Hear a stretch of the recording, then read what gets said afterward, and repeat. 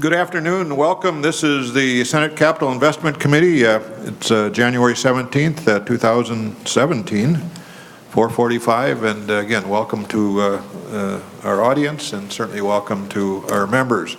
I think we'll just maybe start. We're going to try and move this along tonight. We've got a number of members who have other commitments on or about 6 o'clock and some even earlier than that. So I think we'll just move real quickly. But why don't we just at least introduce ourselves? I don't know if we need lengthy dossiers or anything like that, but I would just introduce myself as Senator Dave Senja from Rochester, representing Olmsted and Dodge counties. And so my ranking member, where did she go?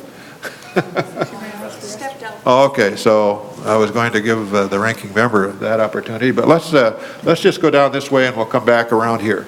Senator Jasinski, I'm sorry. Good evening. Actually, still good afternoon. Senator Jasinski, District 24, the larger cities of Faribault, Otana, Waseca, the counties of Rice, Steele, portions of Dodge, and Waseca counties. Senator Bobby Joe Champion, I represent Senate District 59, which is comprised of North Minneapolis, the Warehouse District, or the North Loop is what we love to call it, downtown Minneapolis, specifically downtown East, and half of Bryn Mawr, which is another great neighborhood. So that's the area that I represent, and I'm happy to be here. Senator David Osmek, representing District 33, the Lake Minnetonka area and western Hennepin County, at least the part of Hennepin County we haven't paved over yet. Glad to be here. This is my second term, first time on capital investment, and looking forward to seeing what we need to do to continue to move on our infrastructure here in Minnesota. I'm Jerry Ralph, Senate District 14. That's St. Cloud, Waite Park, St. Augusta, a couple of townships, one in Sherburne County, Haven Township, and one in Benton County, Minden Township. I'm also glad to be here. I'm Dr. Matthew Klein. I represent South St. Paul, Inver Grove Heights, Mendota Heights, West St. Paul, and a precinct in Egan. Thank you, Senator Senjum, for having me on your committee. Thank you, Senator Klein. It's good to have a doctor in the House, so at least at my age. Senator Lane, I'm sorry. Yes, I'm Senator Carolyn Lane, and I serve just north of Minneapolis in St. Anthony, New Brighton, Columbia Heights, and Fridley.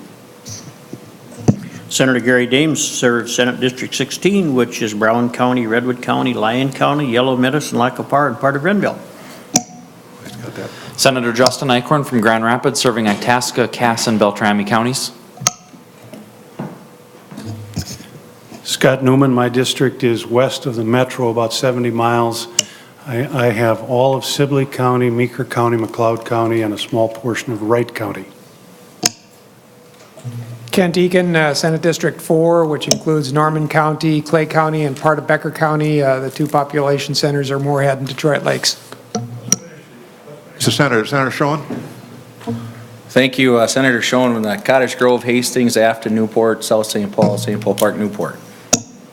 And Senator Pappas, and after him, Miller and Ingebrigtsen. Sandy Pappas from St. Paul.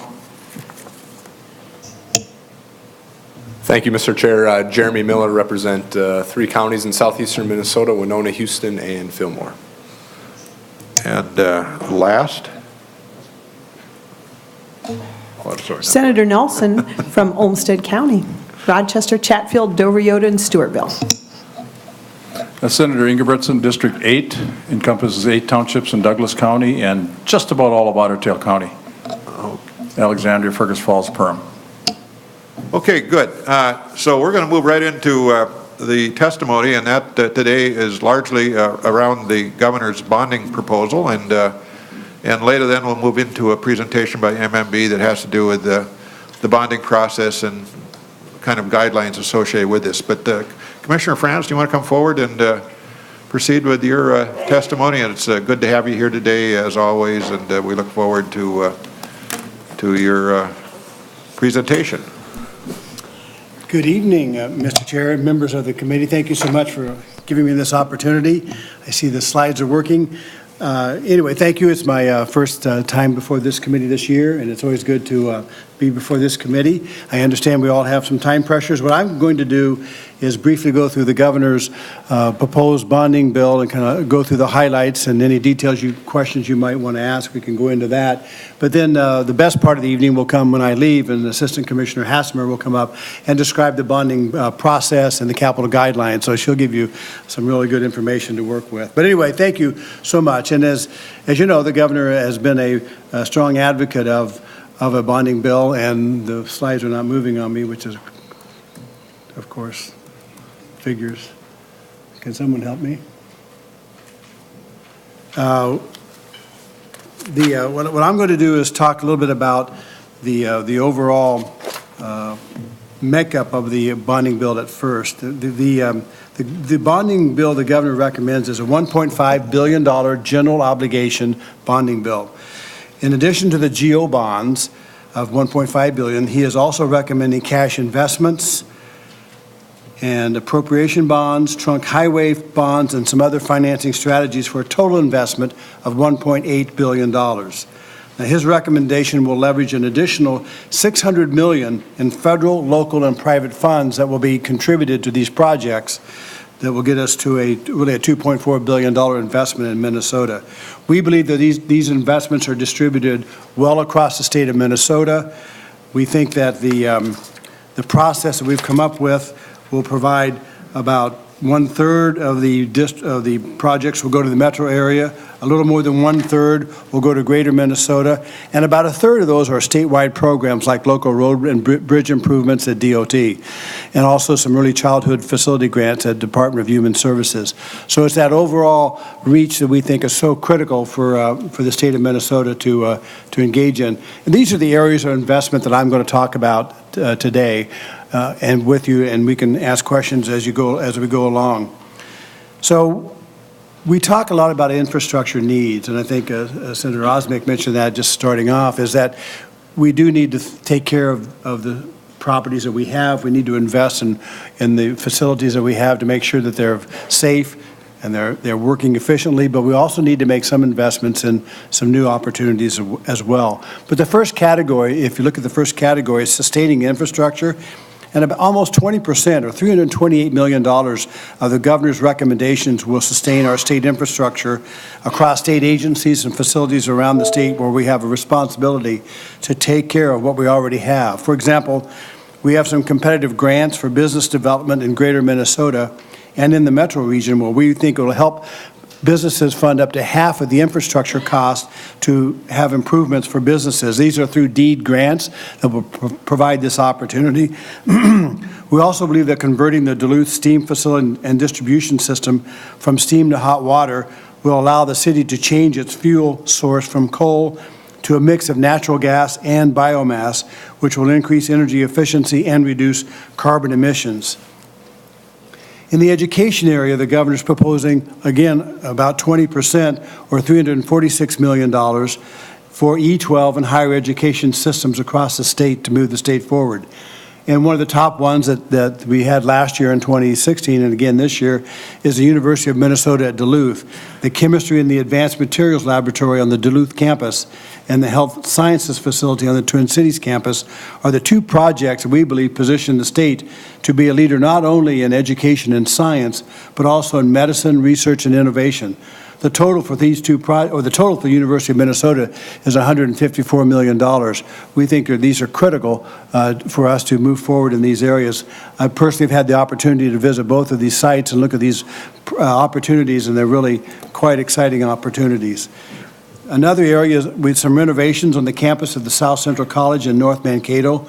That would expand the capacity there at their STEM programs, specifically their mechatronics program, where they have a 100% job placement rate out of that program. Mechatronics is a technology that combines electronics and mechanical engineering, and it's an exciting new field in Mankato. Another area, if you look on the slide, it's water and natural resources. Here, again, almost 20%, or $331 million of the governor's natural recommendations are in water, natural resources to address the water infrastructure and recreational needs of our local communities. For example, the governor's recommendations directs $167 million to improve drinking water quality and wastewater systems across the state.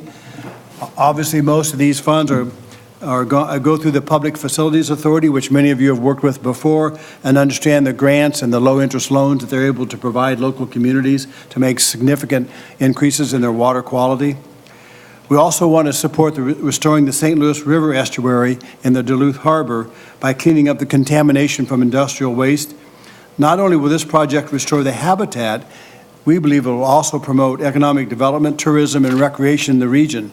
This particular appropriation is one where there's $25.4 million of state funds recommended, and those would be matched by $47.2 million in federal dollars. It's our belief that this may in fact be the last year that we'll be able to get those federal dollars in a match. Another area is in health, housing, and public safety. Another almost 21% or $362 million invested in that area. This includes areas such as our state hospitals and treatment programs in St. Peter, Moose Lake, and Anoka. They all need investments to improve patient and staff safety and to meet the demand for services and to promote integration back to the community for those folks who are in those treatment facilities. The lab equipment at our public health laboratories are beyond the end of their useful life cycle. We cannot take the risk that this equipment will not be available in a crisis such as Ebola or avian influenza if that hits the state again. Another area, about 13% or $219 million, is the governor recommends being invested in transportation to keep people moving around the state and keep our economy growing. One of these would be the improvements to the Rochester International Airport that will allow it to maintain its international status and help the region meet its economic development goals. Another one is the Interstate 35W that desperately needs a new transit station, and an exit ramp at Lake Street. Many of you know that the I-35 downtown reconstruction is going to be beginning in a few years. This is one of those projects that needs to be done in connection with that overall development. It also is going to help for the Orange Line bus rapid transit system. So it's a critical component and just at the right time. Another area is in rail safety. The governor is recommending a $91 million investment in rail safety improvements. As we all know, as transportation increases across the state, it's important that we improve the safety of the rail movement and the rail crossings around our state, especially in order to make sure that our first responders can respond in the event of a disaster or an emergency. But this particular area includes constructing grade separations where the highways meet the railroad crossings on crude oil corridors in the state. It also means replacing obsolete railroad crossing signals around the state that are 25 to 30 years old. And another area of importance is agriculture. The governor believes this is an important segment of our economy and wants to invest $38 million to extend the ability of the Rural Finance Authority to issue loans to farmers in those areas where needed. And he also wants to renovate the state labs, just like the health labs, where the new lab equipment has become outdated, and we need to be able to support the technology and the science in our food industry. And finally, the last category is veterans and military affairs. You can see for $23 million. The first part of this project is to replace or repair, I should say, the Minnehaha Parkway Bridge on the campus of the Minneapolis Vets Home. Many of you have gone by there and seen that. It's been closed for a number of years. But right now, the emergency vehicles going to the Vets Home has to go the alternate route around the park to get to the Vets Home, adding crucial time to needed services, and it's something we think should be taken care of as soon as possible. And finally, our National Guard armories across the state need updating. The governor's investments would renovate and improve the readiness centers in Brainerd and St. Cloud.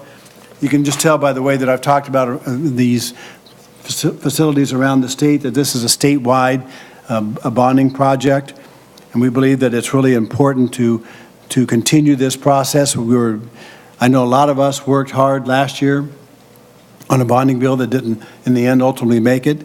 And the governor is hoping that we can work together to propose a bonding bill this year. And I'm happy to take questions before turning the program over to Assistant Commissioner Hassemer.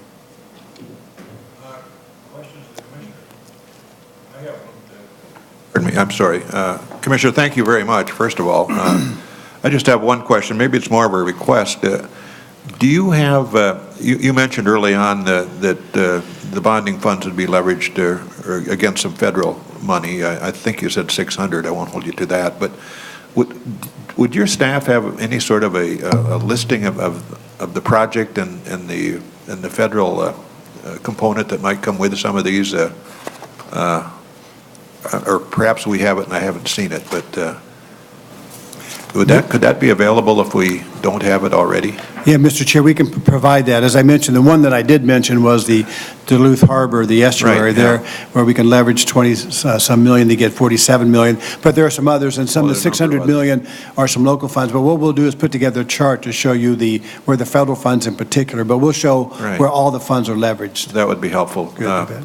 Any other questions of the Commissioner? No questions. Can't be this easy, Commissioner. Well, wait a minute. We don't need to encourage Mr. Chair. Senator Engelbrecht. Thank you, Mr. Chair. Now that you mention it, on the transportation or rail safety, you didn't mention the Moorhead project. It's not rail separation, but I think it's an overpass there. I was going to ask Senator, is that included in the governor's budget? Mr. Chair, Senator, yes, it is. Senator Pappas. Thank you, Mr. Chairman. Commissioner, I see that there is an allocation of $55 million for HEPRA in the University of Minnesota budget. That's great. But is there also a HEPRA recommendation for MNSCU? Mr. Chairman? Mr. Chair, Senator, yes, there is. See if I can find that page. I don't see it under MNSCU.